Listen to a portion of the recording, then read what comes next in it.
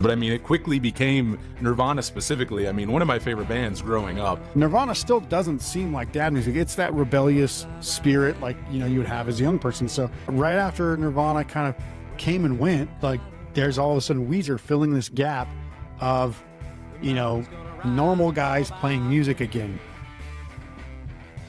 Green Day, The Offspring, Blink-182, all these bands came up in a very short period of time. For years, Smash was like the most best-selling independent record of all time. Back to that, where I'm always surprised with just that grunge and hair metal. I think the same happened with like emo and ska. Like I just think things kill. You know what I mean? I think things come in and take over whatever it was before that.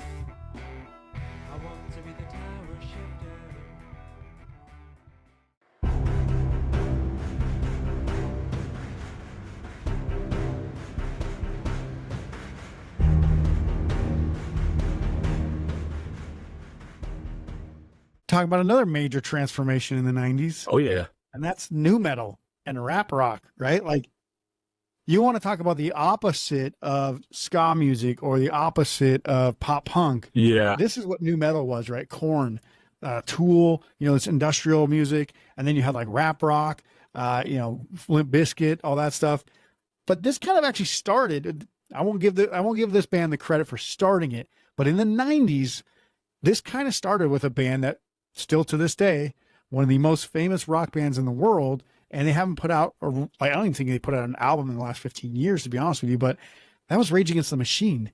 They started this high energy, anti everything, right? So like they started in the grunge era. Like they actually put out their first album, I think in 1990 or 1991. Holy shit. 1991, their self-titled album, right at the same time as Nirvana, Nevermind. And that was one of the most popular albums of that year and one of the most popular albums of the decade. And then you look at who they've inspired, right? Like it might have taken a few years for some of this to kind of really latch on, because I think, again, grunge, geek rock, pop punk, all this other stuff was kind of taking over the major fads.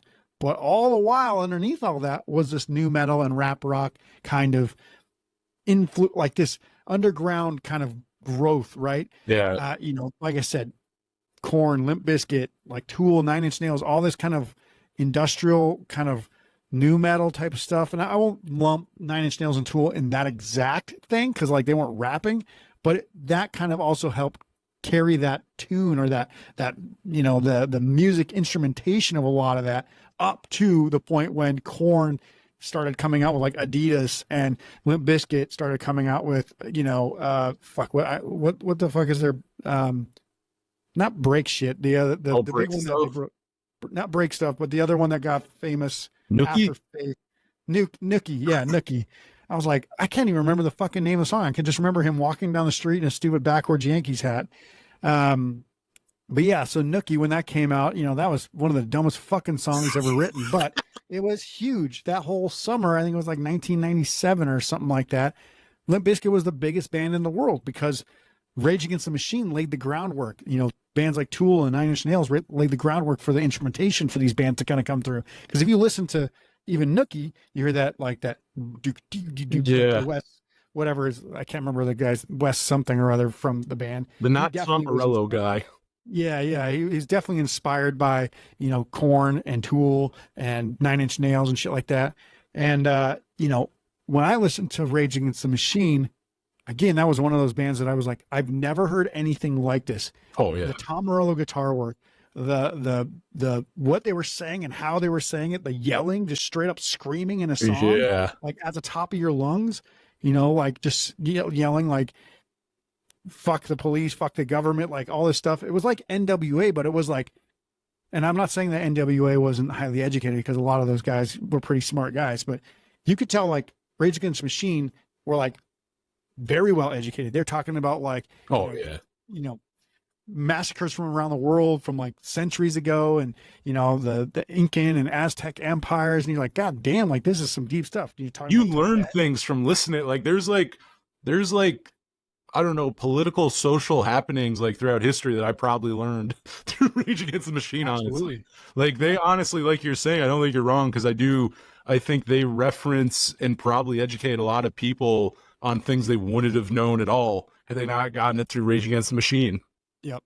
And it's crazy that you'd think like more people would get that from music, but you didn't really get that in the 70s. You didn't really get that in the 80s. You didn't really get that until Rage Against the Machine. And they basically did what Bob Dylan and the activists of the 60s against the Vietnam War, that carried over into the early 70s. But when I'm talking about like bands like Led Zeppelin and Aerosmith, they weren't educating people on, political activism. Like you have to go back to the 60s, right? Like Bob Dylan, Arlo Guthrie and Woody Guthrie and all those guys. They're telling people like, hey, let's talk about peace. Let's talk about the tragedies and the things that are happening around the world. Let's talk about social injustices. That disappeared for like 20 years from like mainstream music. And oh, totally. Rage Against the Machine just said, it's not anymore. We're not white people talking about it. We're actually people of like color talking about, these issues from our perspective. And I'd never seen anything like that. It was like watching, Mike Tyson in boxing at the same time, kind of in that same area, just coming up and punching people right in the face and knocking them out and saying it's over. Like you spent $50 to watch this match and it took 1 hour or like 1 minute, right? Yeah. Like you sat there and watched the hype for an hour. The whole match was a minute. It felt like that with Rage Against the Machine. You're like, I didn't ever see Rage Against the Machine live at the time or anything like that, but I assume like if people are sitting there waiting for them to come on at a show, and then all of a sudden that happens, you're like, oh shit. Hit you in the face. Yeah. Imagine seeing that before that first record like really hit and seeing them play like a small, like, I don't know, maybe even opening for somebody. And like, yeah, if they like came up, like I can just imagine that being one of those bands where truly you remembering, like you going like, yeah, I remember the first time I saw them. They were just like an opening band and it just blows your mind. Yeah. Yeah. I can't even imagine. And I bring this up because people are going to, when we talk about the 90s, I cannot talk about the 90s without Rage Against the Machine because they're easily one of my top 5 favorite bands of that decade. Oh, it's so good. I don't know where they would fit, but goddamn, if I don't love like pretty much every one of their songs. And like I said, there are some songs that were a little whatever, like kind of filler songs, but at the same time, like they fit and they have a message usually. So it's like they're still pretty good. Oh, yeah. I think if it wasn't for that, and I kind of also say into my head, like, damn it, Rage Against Me, if you weren't so influential, you wouldn't have created bands like Limp Bizkit on the other hand, and some of these other, bands that I definitely disliked after. I actually have thoughts on this. It's very funny you bring that up, because yes, I have thoughts on that. So, well, we'll talk about this, but like bands like Korn, Limp Bizkit, and Linkin Park fuse that heavy metal with hip hop, creating this, white people version of what, Rage Against the Machine kind of did. They made the suburban version of it. Oh, they didn't talk about, the political activism anymore. They talked about doing it all for the nookie and more like the hair metal guys, almost more like reverting back, like influenced by Rage Against the Machine. But like you're talking about, if Rage were more Bob Dylan-esque, like the Limp Bizkits of the world and stuff were more like a Poison or a Motley Crue or something in terms of the deepness of their lyrics. Yep. The meaning behind them. And I think they drew a lot on the same crowd as that. So I think it was the, lower class and middle class kids that felt, kind of not disenfranchised by music, but essentially they weren't being represented in music anymore because, we're talking about middle income class, ska, middle to upper middle income, ska, pop punk, not pop punk necessarily, but the suburban Blink-182 type pop punk for sure. Yeah. But that started becoming like, even geek rock. It's like they're elevating the I guess income level through the rock music, and then all of a sudden NuMetal and all this other stuff comes back around, ICP, all these other bands start coming back around, and it is that same, lower middle income class kid, especially white Midwest, now I won't say they all live in trailer parks, but it's kind of, you get the picture of the stereotype. Yeah, I hear you say it for sure. Right? And I understand it. Like I grew up in North Dakota, basically in trailer parks when I was growing up. I didn't really like that, but I get that they were disillusioned by most of the 90s music. So right when this came back, and then you see like, Woodstock 99 and what was going on with that. Yeah. You really get the idea that they were ready to just throw shit up, burn it down and tear it apart, right? Like NuMetal and rap rock came back around, and that inner anger kind of started projecting outward, not just from music, but in action. And like this surge of just like insane, like inner repressed, like kid just all of a sudden came out. And I was like, what the fuck is going on? Like, I don't even like this music, but what is happening? Like everybody's acting like this is the greatest music ever now. Like, and it took that middle class or lower income kid and then spread it to every kind of person, right? Like everybody was all of a sudden Fred Durst, and everybody was all of a sudden Kid Rock and Eminem and all this other stuff, right? So everybody thought they were like this poor white kid, and I'm like, I really was a poor white kid. Like I didn't like this stuff at all. Now it's like a selling point. It's like an aesthetic.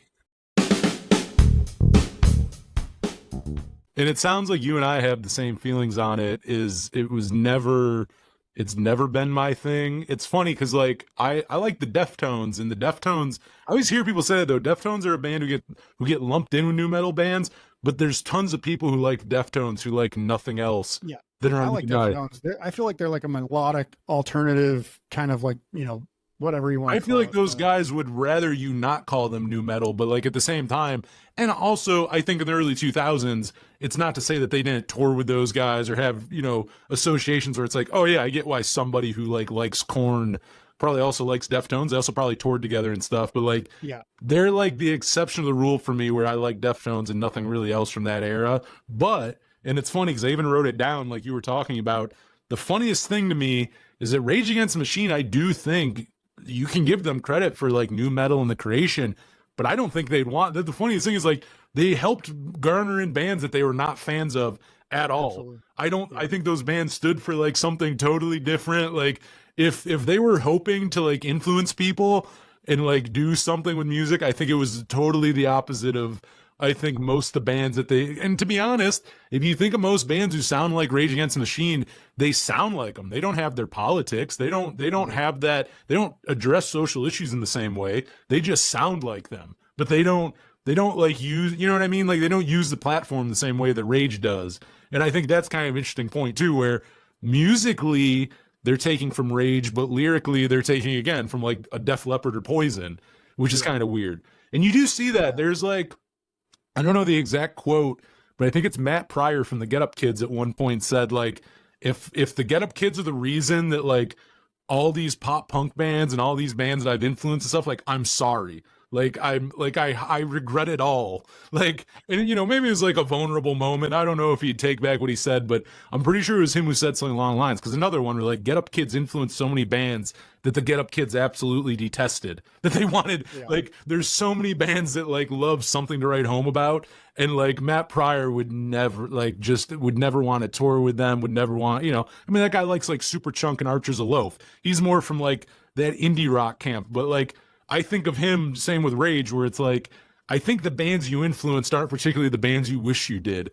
They're not they're not really the cool ones to claim, but it's like, I 100% am sure that all the guys in Limp Bizkit probably own a copy of Evil Empire. Like, I'm sure they were influenced by all of those Rage albums before nu metal got there. But also, to give credit, and I never really realized that, how early that first Rage record was. Like, my God, like to think of it early fucking 90s, like that really is revolutionary. Again, if that album came out in 1998, then it's like, it gets lumped in there a little more, but you're not kidding when it's like, wow, that really did kind of blaze open a trail for nu metal and things to come. They were not as good as it, obviously, but like the fact that came out so early, that has a direct influence as to why nu metal got big. I think there's no way you can't deny the influence on that with that record being out so early in the 90s.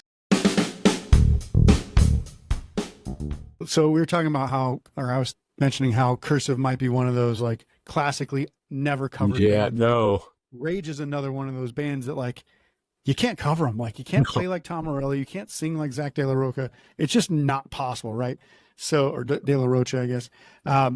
When we talk about covers, I actually saw a band try to, I think it's Bulls on Parade, where it's like down, yep. Like, right. So like, I think that's Bulls on Parade if I'm not mistaken. But I saw a band at a concert, a free concert, try to cover that song, and instead of the guitar player playing that, the lead singer was going wiki wiki. Wiki wiki. I was like, oh my fucking God, are you serious right now? I'm like, it's not that hard. That's actually one of their easier riffs to play. Like, what the fuck is happening right now? I was like, Jesus Christ. The fact that no one in that band, like from rehearsal studio to getting on stage, went, hey guys, maybe this isn't the best idea. All right, so let's take a little bit of a wrap up here and talk about how we remember the 90s and how they're going to be known for years to come. Obviously, in my opinion, I'm feeling this is actually probably, it may seem subjective, but I feel like it's actually more objective on the matter, because I think I've come to the conclusion that the 1990s were in fact the most transformative decade for rock music, due to all the shifting genres and popular artists of the day, the fads, just turning things over every 2 years. I'm curious, what are your final thoughts on this matter? I got to agree with that. I think there are, and it's funny because I don't know that I actively realize it until we're like breaking it down like this, but you're right. It wasn't like to me, if I look back at the 2010s, I think most of what was going on for like, say, pop punk stayed pretty consistent from 2010 to 2020. I mean, really what was on the radio for the most part, I think the songs that were big in 2012 pretty much sounded like what was big in like 2017. Like, I don't think there was like there wasn't a huge drastic change, where you're right with the 90s, it went so many places. Like and again, like I discovered some of the bands like Real Big Fish. I discovered them way after they had kind of their mainstream success. So I never saw them in like that way where they were like, I guess I've heard them on the radio, but just, I didn't see them on MTV and stuff like that. It's crazy to think of some of the things that were big. And I also think it was an era, not that everything sold well, but again, going back to, there were bands that never before or after were going to get on a major label. There were bands who maybe it didn't work out, but like still, those guys got like $500,000 to like record for 5 months in like a studio that the Beatles recorded in, and work with your dream producer and get to like get that support on tour to go play arenas with whoever. Like, and again, directly, I think Nirvana being one of the biggest. I mean, and obviously that goes into even punk a couple years later. I mean, I think without Nirvana, I don't think 1994 would have happened. I don't think the Rancids and Offsprings, like, I do think there's something to be said with just distorted power chord kind of music, that's a little faster, not super solo-y, kind of baked in punk, even if not all of it's straight up punk. But I mean, I think overall it is a decade that I think it'll stand. I want to say it'll stand the test of time. I think it's weird because we're also at a time where I don't know if it's so prevalent because the people who were around during that time are just at an age where, like, I don't know if it's elevating it. You know what I mean? Like, people who are around for there want to hear that stuff again. So it's like maybe a comeback. We won't be able to know. We'll know in a couple more decades. Like, then we'll really know. But at the same time, like you were talking about, where like in the 90s, you weren't listening particularly to everything that people were listening to 20, 30 years earlier. Whereas now, like teenagers still, like Kurt Cobain is still the same kind of figure that he was to like teenagers in 1994 as he was to me in like 2004, as I think he is in like 2024, And then I think that whole thing's interesting because then I think there's bands in the 90s, and I guess there's other eras, but there's mainstream cred and indie cred. And bands who really had their heyday in the 90s and sold a lot doesn't mean they're the biggest ones of that era anymore. Like you were talking about, like Talking Heads and shit. There's bands who were maybe did okay in their heyday, but they got bigger way later on. Yeah. Like Jawbreaker again. Jawbreaker got way bigger after being broken up for decades and decades. And like people, like, you know what I mean? Like, and there's bands now that Real Estate fits in there as well. I don't know how Sunny Days in the 90s, but yeah. They're another where they tour now, and like they've had fucking sold out shows these last couple tours. Like there is crazy. I think there is something to be said about being big in your era doesn't mean you'll be the biggest later. But I do also think it's wild because there's bands who hit on the radio in the 90s who have never left radio. Like there's like, and I've interviewed a couple where after I'm like, holy fuck, like even like Steven Jenkins from Third Eye Blind. Like I don't know that they ever left radio. I think Semi-Charmed Life is still played somewhere out there on some commercial radio. Like I don't think a powerful thing. A day has never come since then where it's like I think every day since that song blew up, your Everclears, your like, I don't know, even like to some degrees Fastball, or like just bands where they, and I'm not saying their new stuff maybe, I'm not saying they're still selling records like they did in the 90s, but there are songs that have never left radio, that have just been on radio since like the mid 90s or whatever, and still play it at the same rotation that they did then. I'll give you this. When I used to work in Top 40 radio, I hosted not the local rush hour, I host that now, but the retro lunch hour. And that was an hour of 80s and 90s music. That was all we would play. But like people wanted to hear all the big songs, like the ones I'm mentioning, people still, those were the most requested, were like 90s. And they were the 90s songs that really were. They hit at some point and never really left radio, you know? And same with Nirvana's and shit like that. Like those were the requests where, you know, it wasn't really the 80s and stuff like that. It was very much the 90s. And a lot of the bands we're talking about right now, like they've stood the test of time. Like, you know, whether you were there for it or you were born years after, people still have a fascination, I think, with the decade as a whole. And honestly, if I'm thinking of my favorite music, it's the 90s. Like most of my favorite bands, most of the best albums came out in the 90s. Like it's just, when I start thinking about it, that's just, I think, facts for me. It was really the last hurrah for rock music to this point. Now, I'm not saying rock music is dead. I did do an episode on that, but I'm not saying it's dead. I'm just saying as far as mainstream prevalence goes, it's not there right now, right? But it is always interesting to me because I've pointed this out before, but you will hear, if like you go to an arena, a baseball game, a hockey game, you know, football, basketball, whatever, what songs are they playing on to get everybody hyped up? It's, you know, rock music, right? It's not usually like, you know, the latest Drake track or something like that. And here's the crazy thing is that when those songs are played, everyone in the stadium knows every single word. And even when they stop playing the music over the PA, everybody's still singing the song, right? It's one of those things. It's the power of rock music. That's why I call my company Powered by Rock. And this is the Powered by Rock podcast, because it's one of those things that it's a very common way to unite people. If I say, it's no surprise to me, I am my own worst enemy. There you go. Like everybody fucking knows the lyrics of this song, right? Like I could pick any part of that song and you would know the next line for that song. It would be very easy. When you have that power, like there's nothing like it in the whole world. And that's what the 90s to me was that they had this power. They were given this money from these record executives to say, unleash this power on the masses. Like I know it existed in the 80s, 70s, 60s, 50s, right? But there were bands like Lit. There were bands like Fastball. There were bands like Better Than Ezra. There were bands like, you know, even like President of the United States. I know you talked to Chris Ballou. I've talked to him too. I love that guy. It rules. But there were like, there were these bands that just made these songs that will forever be remembered for this weird period of moment in time where they got some freedom to release the songs that they wanted to release. And everybody fucking loved them. And they still love them today, which is crazy that 30 years go by, 20, 25 years go by. And I can say like that, you know, a song that, you know, I picked the first line of the song, not even the chorus of the song from My Own Worst Enemy. And you still knew the next couple. Words, right? So, like these are songs that when people listen to rock music, they get inspired by, they transform their way of thinking. They can even transform their mood for that period of time while listening to that song, right? Like not every song in the 90s was like a happy-go-lucky song. Obviously Nirvana was never that way. But it gave you hope, inspiration. It gave you something, right? Like it brought something out of you.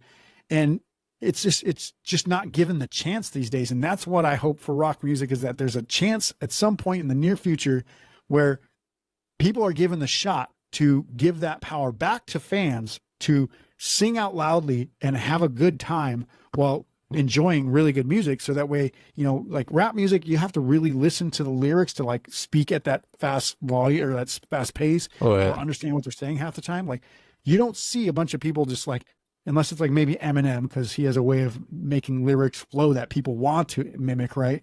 But you don't hear like an entire arena of people spouting off a new Kendrick Lamar song or a new Drake song or like it's impossible. You just couldn't do it. Like people will be talking too fast. You wouldn't even be able to hear what they're saying. But when somebody hits a high note in like, you know, My Own Worst Enemy or Whitesnake or one of these, you know, rock ballads or any of that stuff, like, you know, that's the moment in time when everybody in that arena is like, yes, this is why that song was ever made. It's so that 60,000 people at one time could have a great time. Oh no, I mean, how about like Blur's song too? Everybody just knows that fucking, even though it's not really representative of the rest of like the Blur catalog. And I know it's like, especially not before that. It's supposed to be like kind of a parody of grunge and all that, which is also funny, but like still, like everyone, you don't have to like Britpop or like weird indie bands and stuff. Like you're right, like you're talking about that. There's people who know no other Lit songs. They probably don't really care to, and I actually like Lit. That specific album I think is just full of pop rock gems, but like there are just ones where it transcends it, where you don't even have to be a rock fan, but you know those songs, you like those songs.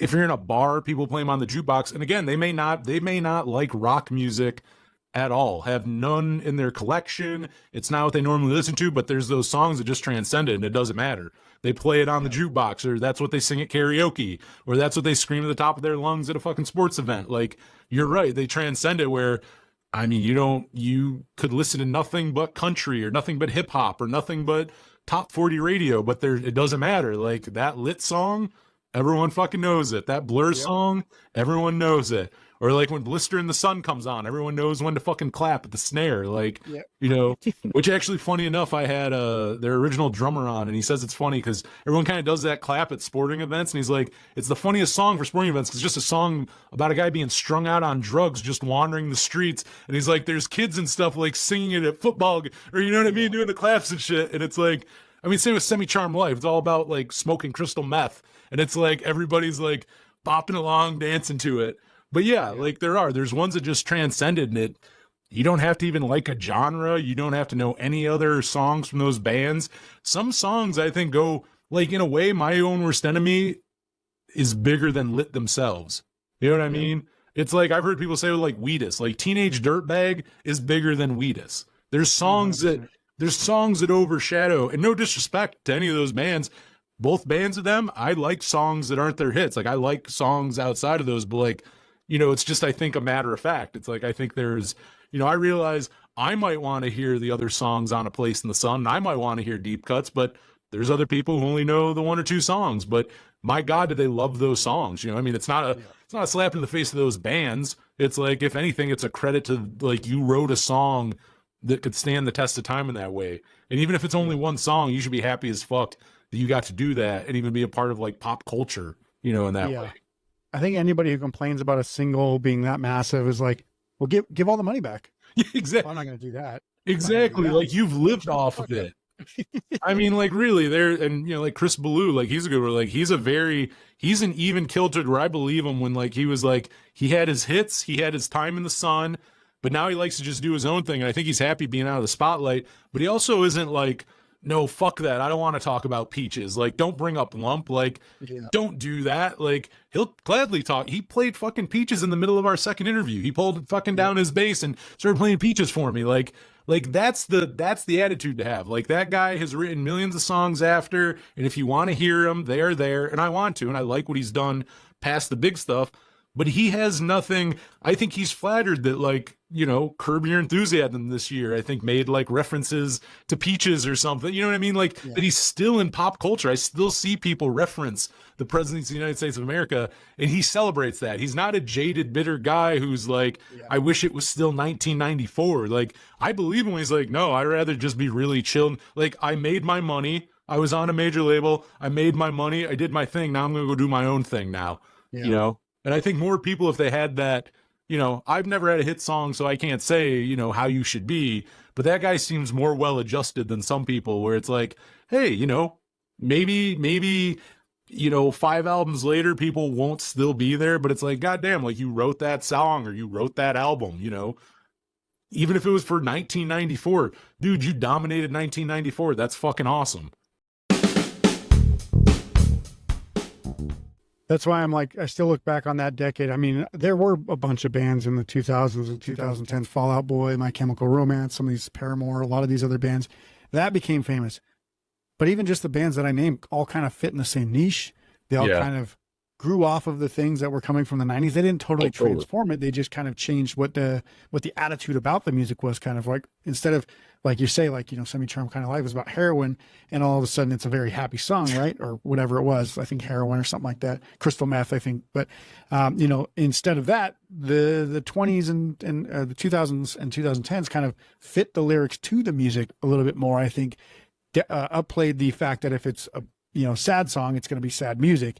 And that kind of was like the next logical thing. So I think that the transformative nature of the 90s, and I mentioned this in my last recorded podcast, that I think it changed so much that it might have killed rock music to a certain degree. Like, there was nothing else to really do except for kind of redo what already was there and just take it to the next logical step and see what would come of it. Like, what was pop punk next? What is emo next? What is NuMetal next?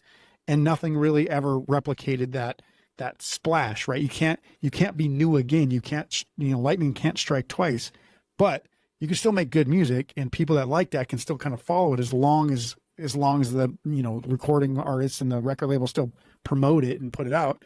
But it just wasn't the same effect, right? Well, I have a thought. I could talk forever about this stuff, but like, I kind of want your thought on it, because what you're talking about, do you think the transition from the 80s to 90s, because we're talking about it, there was, like, grunge is so different from hair metal and what was going on.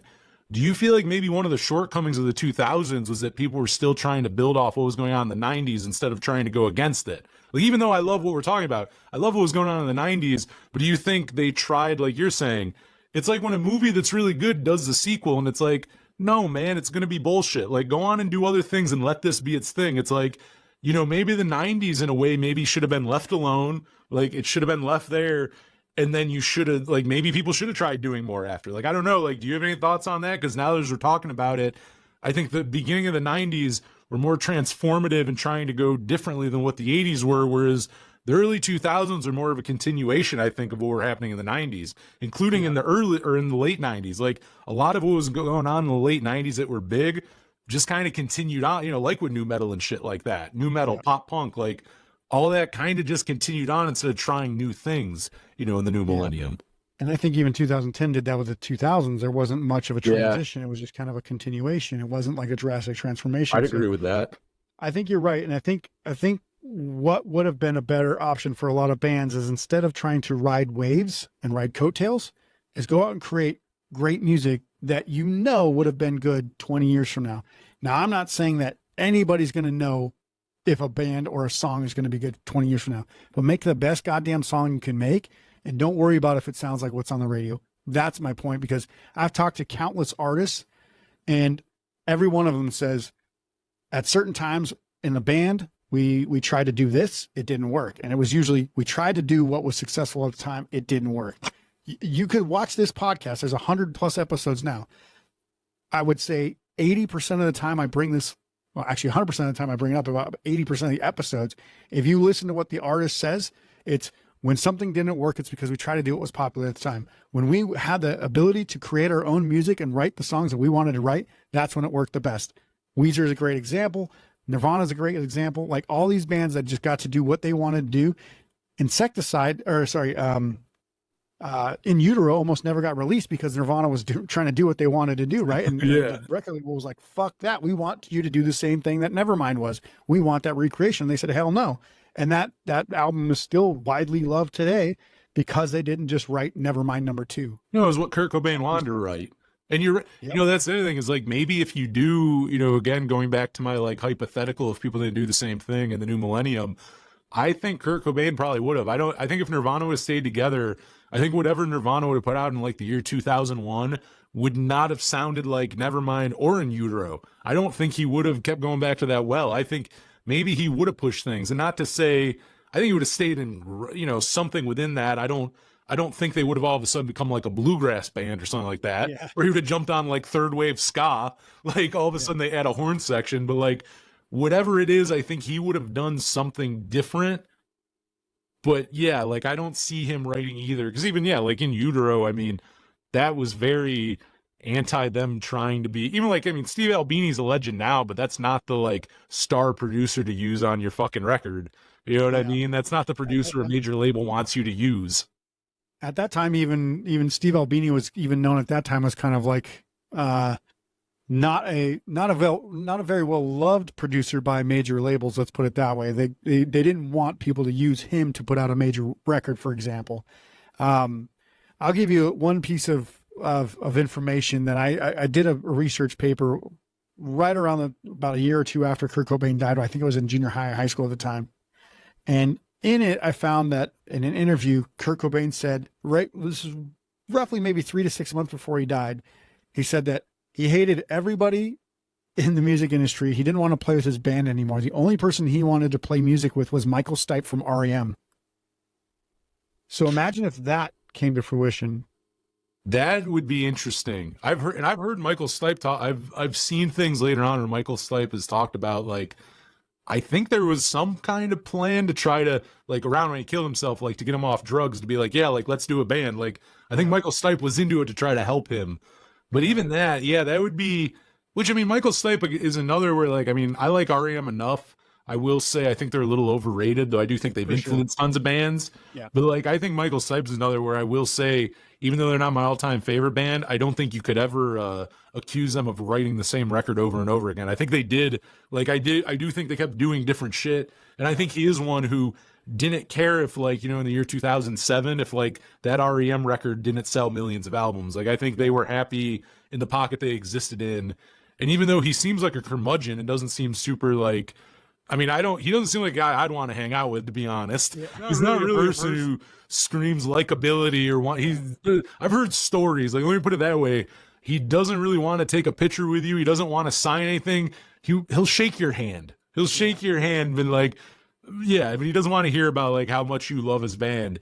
But, like, yeah, that would be interesting, that timeline of, like, what they would do, because I think he's just like Kurt Cobain, where if they released an album in the year 2000, I don't think it would sound like REM or Nirvana. It would be interesting to see what they do, you know? I could see them making some weird electronica record, like, with all fucking, you know, like, patch it, like, no real instruments, all, like, and then doing it, too, on, like, Pro Tools circa 2000, so it's just crashing left and right, like, them just trying to fucking make this album and just trying to use, like, you know, all that digital audio stuff in the early days, like, but I could totally see them doing that and just, you know, like, making an album that has zero guitar on it.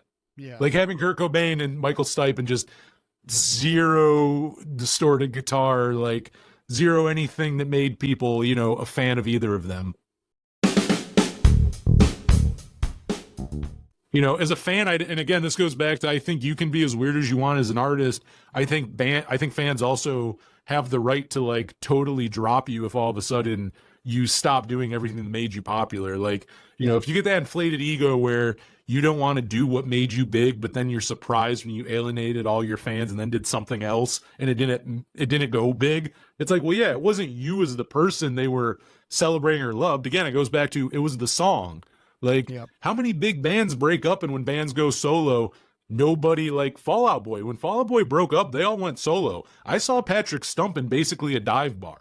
Like, he wasn't playing arenas. Like, it's the singer of Fall Out Boy, but it's not Fall Out Boy, you know? Yeah. And, like, I think some people get that ego where they have a couple big songs or even one big song and go, oh, it's me, the artist, that got so big. And it's like, I'm sorry, it's not. It's that song. They don't give a fuck about you. They don't care. Like, you know, they don't, you can't just write something that's magically going to be big. So I think that's interesting when people with the formula, they want nothing to do with what made them big in the first place. And I think as an artist, you have every right to do that. And I think a lot of those are the most real artists, but, like, by definition. But it's like, again, if all of a sudden, like, you know, the sales dry up and people don't come out to your show because you refuse to play the hits and you're only playing the new weird stuff, or you're, like, also reimagining old songs where people can't tell what they are until you get to the chorus and go, oh, I know that song, but I didn't know it until, like, 3 minutes in. You know, you're not entitled to the fan base sticking with you either. Like, you can do those things, but also fans have a right to just be like, all right, fuck this, I'm on to the next thing. If your ego is making you think that you're the reason why your song is great, sure, you wrote it, you get credit for it, you get the money for it, but as soon as you start feeling entitled as a person for that fame and that glory and that whatever you want to, you know, that sense of greatness, it usually backfires in an epic way. Like, you know, there's too many to even recount now, but I think that the moral of the story is, you know, if you write a great song, be grateful, because it probably won't ever come around again. The chances of it coming around again is less likely than you doing it in the first place. So, yeah. And also, I mean, you know, again, sorry not to go on a big tangent, but, like, I mean, I have a million points on these things, but, like, even the ones where, even if you wrote that song, how many bands are out there now, even from the 90s, who it's the lead singer who's left and that's it, and it's like hired guns now or whoever he has in the band. Like, even if that guy was the initial songwriter and wrote those songs, most of them are playing their old shit. They're not playing the new songs. It doesn't have the same vibe. This is a new song. Everybody's like, we don't give a fuck. It's the same guy writing it, but again, like, that ego of, like, there's something about the three of, and we'll go back to 90s. I mean, Everclear. I've interviewed their original drummer, Greg Eklund, or not original, but basically he played on all the big shit. Any big Everclear song, it's him on it. But like, you know, Art still does Everclear with whoever else is in Everclear, but like they play all the stuff that Greg played on. They don't play the new stuff. And when he left and the bass player left, Art kind of had that thing where he'd go in interviews and it's like, fuck them. Like, I wrote the songs. Like, what do they do? But it's like, they've re-recorded those songs, I don't know, many times with other people. They never sound the same. They never have the same feeling. They go play those albums front to back with different guys. It doesn't have the same feeling. Like, it doesn't matter that Art wrote those songs with Craig and Greg out of the picture and you just have hired guns. It lost all its feeling. I don't care if he wrote Santa Monica, but Santa Monica sounds different when you go hear it live. I do appreciate you being here. Quickly go ahead and tell everybody how they can hear more from you and how they can check out all the stuff that you do. Oh, thank you. So, I mean, the main thing is the Power Chord Hour, like you brought up earlier. I do that right now. I'm doing it bi-weekly. If I get more, I don't know, if I feel like doing more, I might go back to weekly, but right now it's bi-weekly. Basically do interviews. It's a radio show / podcast. Podcast, obviously the most accessible. I mean, I would say go, you know, radio show, if you want to listen, that's 8 to 11 Eastern on Friday nights, but I also realize it's a specific time. You got to tune in and all that. They're about the same. I do interviews on that. It's a 3-hour radio show, so I'll play music. Like if I interview someone and we talk about a record, like I had Scott Lucas from Local H on last week, and we talked about whatever happened to PJ Souls. And I played the record front to back after. Like we talked about the album for like 45 minutes, and we just played the album. So like, it is fun. I would say tune in, but I get the podcast is probably more accessible. So if you want to go listen to that Power Chord Hour podcast, it is up. I can't think of a place it's not up at. It's on YouTube. I've gotten a little better at video interviews. There's a lot more. For a long time, it was just audio only, because I was also only a radio show for like from 2016 to 2020. It was only a radio show. Then it became a podcast. But anyways, at Power Chord Hour on Instagram, on Facebook and Twitter. That's where I'm at social media wise. You can find the show on YouTube. You can find anywhere you listen to podcasts. I also, if you don't mind, I just started another one with my coworker who I work in radio. So I do a shit ton of shows. We won't get into all that, but Words and Sentences About Things and Stuff is a podcast I just started with my buddy. And honestly, if you like even what you and I are doing, both of us work in radio, and he's a musician. Like he gigs his ass off, like with local bands. Like he plays with like every fucking band in Jamestown. So this guy is like playing 7 shows a week. So like, it's just naturally about music. Like I play bass, he plays bass. Like we literally a couple episodes ago, I went on for like a half hour about strap locks on guitars. Like we just had a 30-minute discussion about strap locks on fucking guitars, like things like that. So I mean, you know, if you like music, it's everything from music history, because he's also not into the same shit. So I'll talk about like the stuff we're talking about, pop punk and emo and stuff, and he's talking about like the Beatles and ELO and stuff. So like there's a nice myth, you know what I mean? There's a nice like kind of everything. But Words and Sentences About Things and Stuff, I know it's a long fucking, it's a Fall Out Boy song title.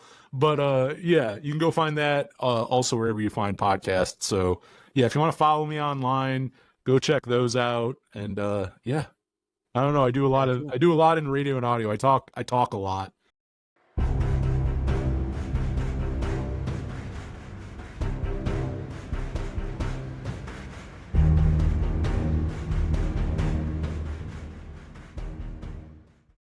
That's the show for today. I hope you enjoyed this episode. If you learned anything or liked what you heard on the show today, please show us some support and subscribe to this channel, and like, comment, and share this video with a friend or put it up on social media. I hate to keep asking, but without those small actions, the YouTube bots pretty much ignore this channel. Putting these videos out is a lot of work, and if you want to show your appreciation, please consider purchasing some of our musical accessories or merch from our store at poweredbyrock.com. You can read our blog and follow us in the links below as well. Those are the plugs, and that's all I have. I'll see you soon for the next episode. Until then, rock on.